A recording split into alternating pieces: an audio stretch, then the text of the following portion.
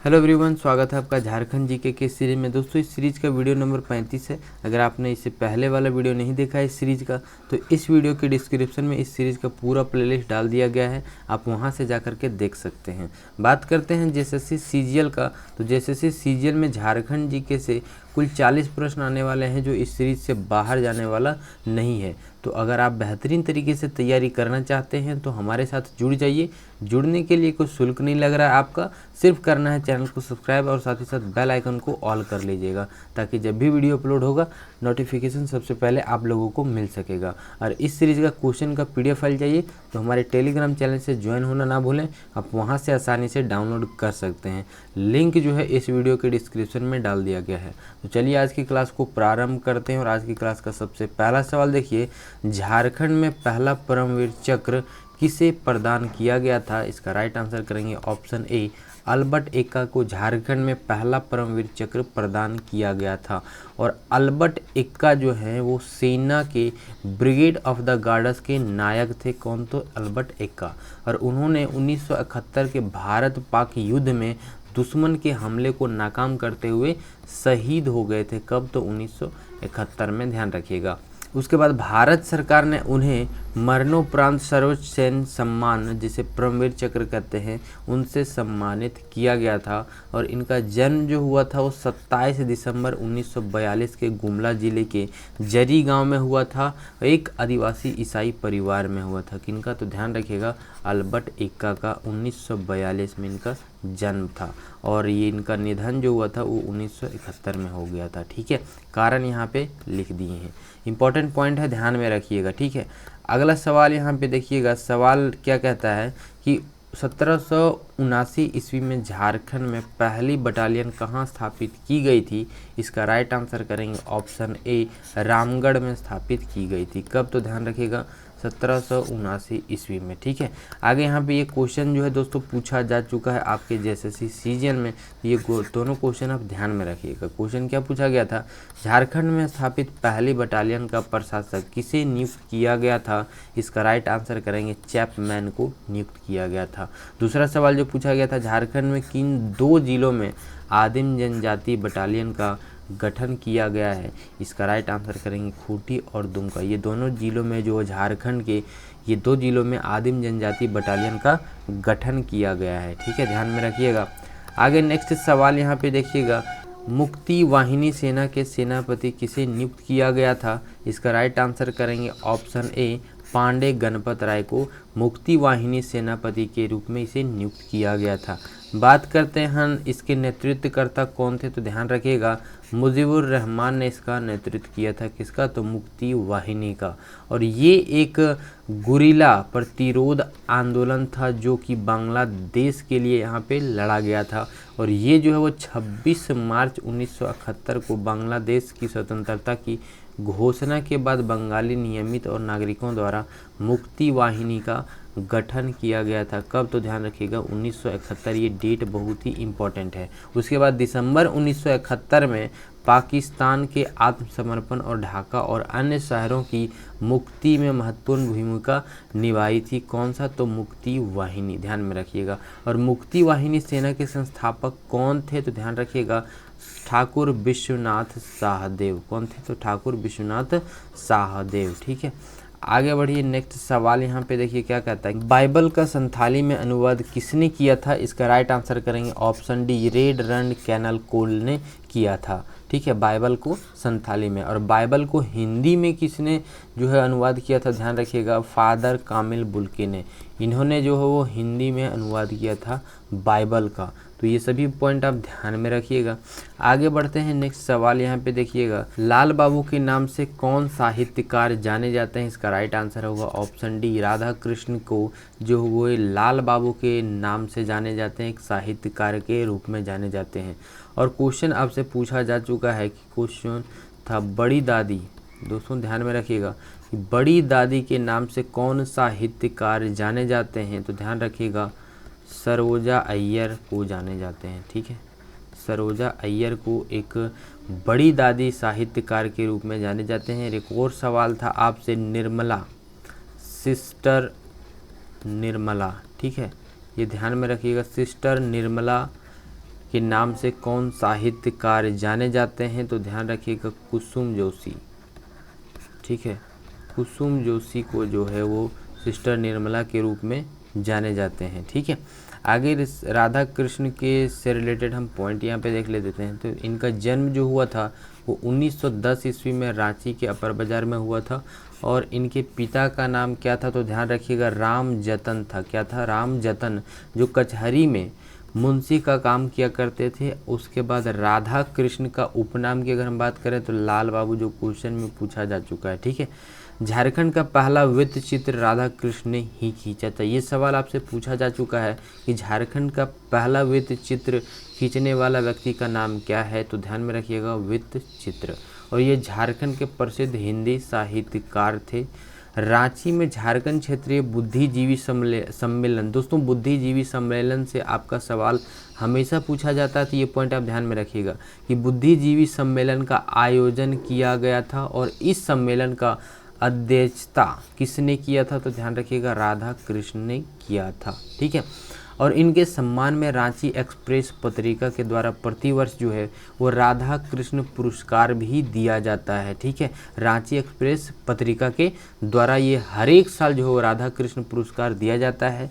ये पुरस्कार झारखंड के हिंदी साहित्यकारों को उनके अमूल्य योगदान के लिए प्रदान किया जाता है।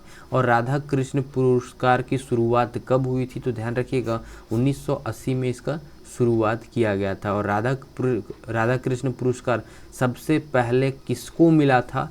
तो ध्यान रखिएगा श्रवण कुमार गोस्वामी को 1980 में इनके अमूल्य कृति जंगल तंत्र उपन्यास के लिए दिया गया था। और ये पुरस्कार में जो 15,001 रुपये की राशि जो है सम्मान के रूप में दिया जाता है। ठीक है, किसमें? तो ध्यान रखिएगा राधा कृष्ण पुरस्कार। ये दोस्तों बहुत ही इंपॉर्टेंट पॉइंट यहाँ से ध्यान रखिएगा कि बुद्धिजीवी, ये पहला हो गया आपका बुद्धिजीवी सम्मेलन, दूसरा आपका राधा कृष्ण पुरस्कार। ठीक है, आगे बढ़िए। नेक्स्ट सवाल यहाँ पे देखिए क्या कहता है कि विश्व युवा शतरंज प्रतियोगिता जीतने वाला झारखंड का पहला खिलाड़ी कौन है? इसका राइट आंसर करेंगे आप लोग दीप सेन गुप्ता। इसका करेक्ट आंसर हो जाएगा ऑप्शन सी। ठीक है, और बात करते हैं अमरदीप चौधरी। तो ये अमरदीप चौधरी एक अभिनेता है। कौन है? तो ये एक अभिनेता है। हिमा दास एक एथलीट्स हैं, ये ध्यान में रखिएगा, बहुत ही इंपॉर्टेंट है। तो इससे रिलेटेड पॉइंट हम यहाँ पे देख लेते हैं। हिमा दास एक एथलेटिक्स में ट्रैक और फील्ड से जुड़ी एक खिलाड़ी है। उन्हें जो डिंग एक्सप्रेस के नाम से भी जाना जाता है। किन्हें? तो ध्यान में रखिएगा हिमा दास को। ठीक है, और उन्हें असम पुलिस में पुलिस उपाधीक्षक यानी कि डीएसपी के रूप में भी नियुक्त किया गया है। हिमा दास 100 मीटर, 200 मीटर और 400 मीटर जैसी स्पर्धाओं में भाग लेती हैं और उन्होंने 2018 में जकार्ता एशिया खेलों में स्वर्ण पदक भी जीता है। किन्होंने? ध्यान रखिएगा हिमा दास ने। और उन्होंने 2018 में अर्जुन पुरस्कार भी जीता है। ये पॉइंट आप दोनों ध्यान में रखिएगा, जकार्ता एशिया खेल और अर्जुन पुरस्कार कब जीता है। ठीक है, तो दोनों 2018 में जीते हैं। और ध्यान में रखिएगा नाम भी। ठीक है, हिमा दास। ठीक है, बात करते हैं जावेद करीम। तो जावेद करीम जो है वो यूट्यूब के संस्थापक माने जाते हैं, जो कि जावेद करीम, स्टीव चैन और चैड हर्ली ने इसकी शुरुआत जो है वो 2005 में किया था। कहाँ पे किया था? ध्यान रखिएगा कैलिफोर्निया में किया था। और फिलहाल यूट्यूब का मालिक जो गूगल कंपनी है और ये यूट्यूब का मूल कंपनी माना जाता है। ठीक है, और इसे बनाने वाले 3 लोग थे, जो कि जावेद करीम, स्टीव चैन और हार्ड चार्ली। और जो कि ये तीनों बनाने वाले कहाँ काम करते? तो ध्यान रखिएगा पेपल के कर्मचारी थे ये तीनों। ठीक है, इसकी शुरुआत जो हुआ था वो 2005 में हुआ था। बहुत ही इंपॉर्टेंट सवाल यहाँ से पूछा जा चुका है। और यूट्यूब का पहला वीडियो करीम द्वारा ही जो है 23 अप्रैल 2005 में डाला गया था। ये भी सवाल पूछा जा चुका है कि यूट्यूब में सबसे पहला वीडियो अपलोड करने वाले व्यक्ति का नाम क्या है? तो ध्यान में रखिएगा जावेद करीम।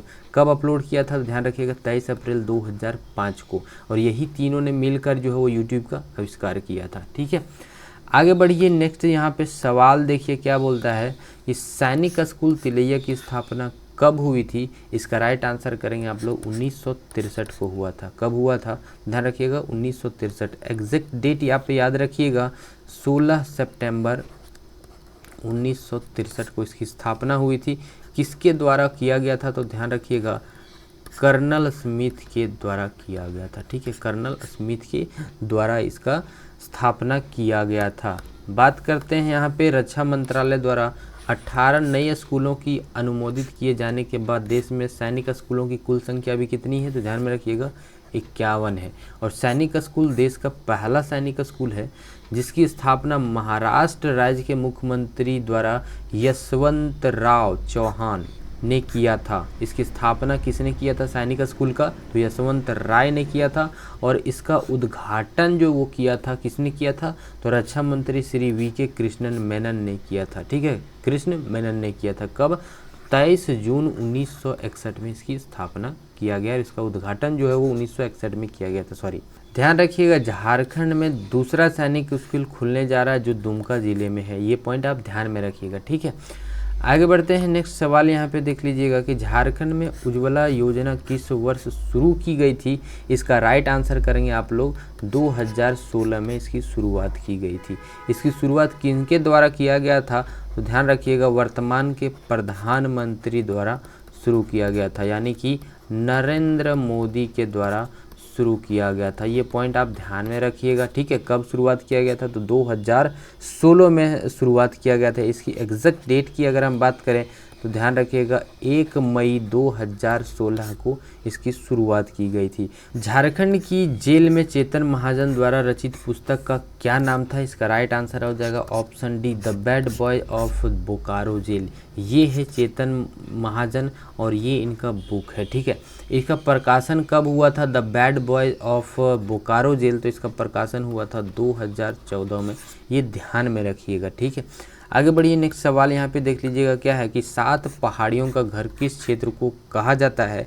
इसका राइट आंसर करेंगे आप लोग सारंडा। सारंडा का मतलब ही होता है कि 7 पहाड़ियों का घर। ठीक है, कहाँ पे है, तो ध्यान में रखिएगा ये पश्चिमी सिंहभूम में है। कहाँ पे है, तो पश्चिमी सिंहभूम जिले में है, झारखंड के पश्चिमी सिंहभूम जिले में है। और ये कितना दूर तक फैला है, तो ध्यान में रखिएगा 820 किलोमीटर स्क्वायर में ये फैला हुआ है। ठीक है, आगे बढ़िए। यहाँ पे देखिएगा कि 7 पहाड़ियों वाला नगर कौन सा है। ये क्वेश्चन आपका जेएसएससी सीजन में पूछा जा चुका है। तो हिमाचल प्रदेश के शहर शिमला को 7 पहाड़ियों का शहर कहा जाता है। ठीक है, और यह शहर शिमला नाम के गांव पर बसा हुआ है और इसको अंग्रेज ने बसाया था। ये भी सवाल आपसे पूछा जा चुका है। ये भी क्वेश्चन आपका पूछा जा चुका है जेपीएससी में। ठीक है, ध्यान में रखिएगा, ये सवाल आपको पूछा जा चुका है। 7 पहाड़ियों का भूमि किस देश को कहा जाता है, तो रोम को कहा जाता है। और आपका एसएससी सीजन में भी ये सवाल पूछा जा चुका है। तो दोस्तों वीडियो अच्छा लग रहा है तो लाइक ज़रूर कीजिएगा, दोस्तों के साथ शेयर ज़रूर कीजिएगा। और जो भी आपका दिक्कत है तो कमेंट ज़रूर कीजिएगा। अगर आपको कोई भी दिक्कत आ रहा है किसी भी चीज़ में तो कमेंट ज़रूर कीजिएगा। और बहुत ही जल्द आपका कंप्यूटर का भी सीरीज़ शुरू होने वाला है और साथ ही साथ आपका वीकली जो है करंट अफेयर भी करवाया जाएगा बहुत ही जल्द। ठीक है, तो ध्यान रखिएगा ये करंट अफेयर आपका 3 सितंबर से चालू होने वाला है। और सिर्फ आपका क्लास जो होगा वीकली आपका संडे को क्लास होगा, सिर्फ सुबह 6 बजे आपका क्लास चलने वाला है करंट अफेयर का। ठीक है, और झारखंड जी का तो इसका सीरीज जो है रेगुलर चलेगा। ठीक है, साथ ही साथ आपका कंप्यूटर का और वीकली सभी चीज़ आपका कंटिन्यू चलेगा। तो अगर आप बेहतरीन तरीके से तैयारी करना चाहते हैं इसी प्रकार से तो हमारे साथ जुड़ना ना भूलें। जुड़ने के लिए सिर्फ आपको करना है चैनल को सब्सक्राइब कर लेना है और साथ ही साथ बेल आइकन को भी ऑल कर लीजिएगा। ठीक है, आगे बढ़ते हैं। नेक्स्ट सवाल यहाँ पे देख लीजिएगा, सवाल नंबर 11, धनबाद किस रेलवे क्षेत्र के अंतर्गत आता है। इसका राइट आंसर करेंगे पूर्व मध्य रेलवे में, पूर्व मध्य रेलवे के अंतर्गत आता है। और इस रेलवे जो है, इस रेलवे मंडल का गठन कब हुआ था, तो ध्यान रखिएगा पूर्व मध्य रेलवे का गठन जो हुआ था 5 नवंबर, ध्यान रखिएगा 5 नवंबर 1951 को इसका गठन हुआ था। और इसका अगर मुख्यालय की बात करें तो मुख्यालय ध्यान में रखिएगा, इसका मुख्यालय कहाँ पे है, तो धनबाद में है। ठीक है, इसका मुख्यालय कहाँ पे है, धनबाद में। किसका, तो पूर्व मध्य रेलवे की अगर हम बात करें। और पूर्व मध्य रेलवे में मंडल में 5 मंडल आते हैं। कितने मंडल आते हैं, तो 5 मंडल आते हैं। यहाँ पे देख लीजिएगा। ठीक है, 5 मंडल कौन कौन से हैं, तो पहला ध्यान में रखिएगा दानापुर है। ठीक है, दानापुर। दूसरा आपका हो गया धनबाद। तीसरा आपका हो गया मुगलसराय। ये आपका पूर्व मध्य में आता है। चौथा आपका हो गया सोनपुर, और आपका पांचवा हो गया समस्तीपुर, ठीक है, समस्तीपुर। ये पांचों जो है वो पूर्व मध्य रेलवे मंडल में आता है और इसका स्थापना ध्यान में रखिएगा 5 नवंबर 1951 को इसका स्थापना हुआ था। इसका मुख्यालय कहाँ पे है? धनबाद में है। और धनबाद किस रेलवे क्षेत्र के अंतर्गत आता है? तो पूर्व मध्य रेलवे के अंतर्गत आता है, ठीक है। आगे देखिएगा, पूर्व मध्य रेलवे जो है भारतीय रेल की एक इकाई, इसे जो है वो लघु रूप से ECR कहा जाता है, ECR कहा जाता है। और इसकी स्थापना ध्यान में रखिएगा 1 अक्टूबर 2002 में हुई थी और इसका मुख्यालय हाजीपुर में स्थित है, ठीक है, ध्यान में रखिएगा। नेक्स्ट क्वेश्चन देखिएगा, झारखंड का एकमात्र जिला कौन सा है जिसे 3 राज्यों की सीमा स्पर्श करती है? इसका राइट आंसर करेंगे आप लोग गढ़वा। गढ़वा झारखंड का एकमात्र ऐसा जिला है जो 3 राज्यों की सीमा जो है वो स्पर्श करती है। ये रहा आपका गढ़वा। यहाँ पे ध्यान में रखिएगा, यहाँ पे आपका हो गया छत्तीसगढ़, ठीक है, छत्तीसगढ़ राज्य हो गया। दूसरा आपका हो गया ये जो इलाका है आपका उत्तर प्रदेश है, ठीक है, उत्तर प्रदेश है। और ये जो इलाका है आपका यहाँ से यहाँ तक ये आपका हो गया बिहार, ठीक है। तो छत्तीसगढ़, उत्तर प्रदेश और बिहार, ये तीनों राज्यों की सीमा स्पर्श करती है कौन से जिले को? तो ध्यान रखिएगा गढ़वा जिला जो झारखंड का एकमात्र ऐसा जिला है जो 3 राज्यों की सीमा स्पर्श करती है, छत्तीसगढ़, उत्तर प्रदेश और बिहार, ये तीनों राज्यों से, ठीक है। अब आगे बढ़ते हैं। नेक्स्ट सवाल यहाँ पे देखिएगा, झारखंड के किस स्थान पर सुजा ने अपनी राजधानी स्थापित की थी? इसका राइट आंसर करेंगे ऑप्शन सी, रामगढ़ में। कि कहाँ पे? तो ध्यान रखिएगा रामगढ़ में। आगे बढ़ते हैं। नेक्स्ट सवाल यहाँ पे देखिएगा, बहुत ही इंपॉर्टेंट है। जौहर योजना कब लागू की गई थी? इसका राइट आंसर करेंगे ऑप्शन डी, 2017-18 को ये योजना जो है वो लागू किया गया था। किनके द्वारा ये लागू किया गया था? तो राष्ट्रपति रामनाथ कोविंद ने जौहर योजना का शुभारंभ किया था। कब? तो ध्यान रखिएगा 15 नवंबर 2017 को। अब 15 नवंबर 2017 यानी कि 2017-18 में कुल 4,000 लाख करोड़ रुपए की राशि स्वीकृत किया गया था इस योजना में। उसके बाद इस परियोजना राज्य के 17 जिले के 18 प्रखंडों में संचालित किया गया था और यह परियोजना झारखंड के स्टेट लाइवलीहुड प्रमोशन सोसाइटी द्वारा गठित किया गया था। कौन सा योजना? तो जौहर योजना। ध्यान में रखिएगा, बहुत ही इंपॉर्टेंट है, ठीक है। आगे बढ़िए। नेक्स्ट सवाल यहाँ पे देखिए क्या कहता है। सवाल है, निम्नलिखित में कौन सा कथन सही है? जेपीएससी का सवाल, जेपीएससी में सवाल पूछा जा चुका है, तो इसमें से कौन सा कथन सही नहीं है? जिला यहाँ पे अभ्यारण्य है, कौन सा अभ्यारण्य कौन से जिले में है? ठीक है, तो पारसनाथ अभ्यारण्य जो वो गिरिडीह जिले में है, ये तो सही है। आपका पालकोट अभ्यारण्य गुमला जिले में, ये भी सही है। लावालौंग अभ्यारण्य, ये आपका जो है आपका लावालौंग अभ्यारण्य ये कहाँ पे है? तो ध्यान में रखिएगा, बहुत ही इंपॉर्टेंट है। ये आपका है आपका चतरा में। कहाँ पे है? तो चतरा जिले में। तो यही आपका गलत हो गया। महुआ डांड भेड़िया अभ्यारण्य ये कहाँ पे है? तो लातेहार में। ये सभी आपका करेक्ट है। और ध्यान में रखिएगा कि लावालौंग अभ्यारण्य कहाँ पे है? तो चतरा में है, ये ध्यान में रखिएगा, ठीक है। और अगर हम बात करें धनबाद, धनबाद में कौन सा अभ्यारण्य है? तो ध्यान रखिएगा धनबाद में तोपचांची है, ठीक है, तोपचांची अभ्यारण्य है धनबाद में, ठीक है। अब आगे बढ़िए। नेक्स्ट सवाल यहाँ पे देखिए क्या कहता है कि बराकर नदी झारखंड के किन जिलों से होकर बहती है? इसका राइट आंसर करेंगे ऑप्शन सी, हजारीबाग, गिरिडीह और धनबाद, ठीक है। आगे बढ़िए। नेक्स्ट यहाँ पे देखिएगा, नेक्स्ट सवाल आपके लिए बहुत ही इंपॉर्टेंट है आपके एग्जाम के दृष्टिकोण से। पत्थरों और जयंती किसका सहायक नदियाँ हैं? इसका राइट आंसर करेंगे ऑप्शन बी, अजय नदी। अजय नदी का कुल लंबाई कितना है? ये आप लोग आंसर करेंगे आप लोग कमेंट में, ठीक है। इस नदी का कुल लंबाई कितना है ये कमेंट कर दीजिएगा, ठीक है। बात करते हैं कुन्हार नदी। कुन्हार नदी का कुल लंबाई जो है आप लोग ध्यान में रखिएगा 115 किलोमीटर है, ठीक है।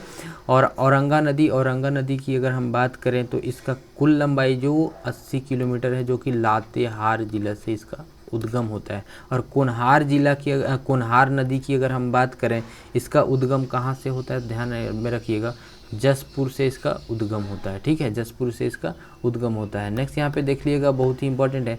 अजय नदी जो भारत के बिहार, झारखंड और पश्चिम बंगाल में बहने वाली एक नदी है, जो कि हुगली नदी की एक उपनदी कहलाती है। कौन सा? हुगली नदी, जिसे भागीरथी नदी भी कहते हैं। हुगली को ही भागीरथी नदी कहते हैं।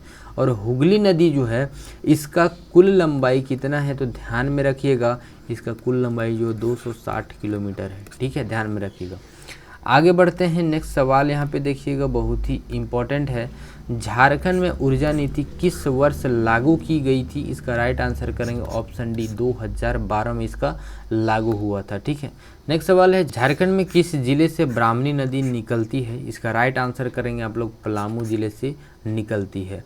और इस नदी का कुल लंबाई कितना है ब्राह्मणी नदी का? तो ध्यान में रखिएगा 799 किलोमीटर इसका कुल लंबाई है। और इसका उद्गम कहाँ से होता है? तो इसका उद्गम ध्यान में रखिएगा दुधवा पहाड़ी दुमका से होता है। कहाँ से होता है?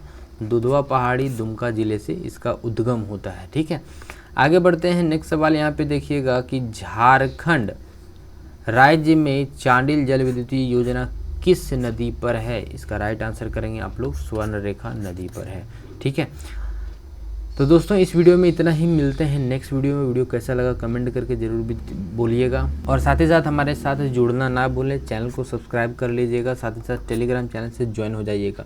ठीक है, मिलते हैं नेक्स्ट वीडियो में, तब तक के लिए जय हिंद।